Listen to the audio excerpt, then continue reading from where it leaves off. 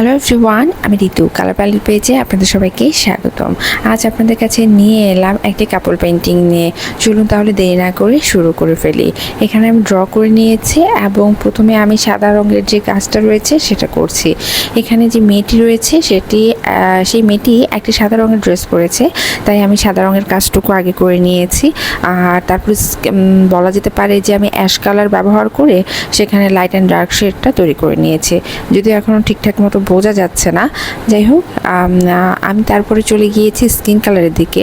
কাপড়ের দুজনকারই আমি স্কিনের কাজটুকু করে নিয়েছি, মুখ হাত পায়ের অংশটুকু। তারপর আমি চলে যাচ্ছি ছেলেটির যে জিন্সের প্যান্টটা রয়েছে সেই প্যান্টের দিকে। দুজনের প্যান্টের কালার আমি সেম রেখেছি। দুজনের প্যান্টের কাজ আমি ব্লু কালার ব্যবহার করে নিয়েছি। তারপর আমি চলে যাচ্ছি ছেলেটির ড্রেসের দিকে। ছেলেটি একটি পাঞ্জাবি পরে রয়েছে, তার উপর একটি কোটি পরে রয়েছে। কোটিটি আমি রেখেছি হলুদ কালারের আর পাঞ্জাবিটি লাল কালারের। আর কোটিটির মধ্যে আমি একটু ডিজাইনের মতন করে নিয়েছি, একটা ছোট পকেট রেখেছি।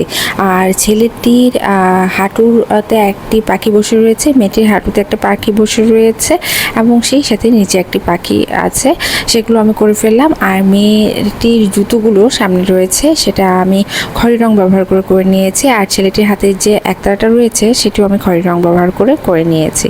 এখন চলে যাচ্ছি কালো রঙের দিকে।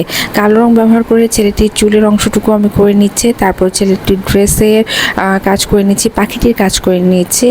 আস্তে ধীরে আমি ছেলেটির যে ডিটেলিং সেটি আমি কালো রং ব্যবহার করে ফেললাম। তারপর মেয়েটির চুলের অংশটুকু আমি করে নিচ্ছি, চোখ নাক মুখ সেগুলো আস্তে ধীরে বের করে আনছি। সেই সাথে জামা এবং জামার ভাঁজের অংশগুলো আমি করে নিচ্ছি। মোটামুটিভাবে কিন্তু আমি আমার ডিটেলিংয়ের কাজ শেষ করে ফেললাম। আর আমার এই ধরনের ভিডিও যদি আপনাদের ভালো লেগে থাকে, লাইক কমেন্ট শেয়ার করতে ভুলবেন না। ধন্যবাদ।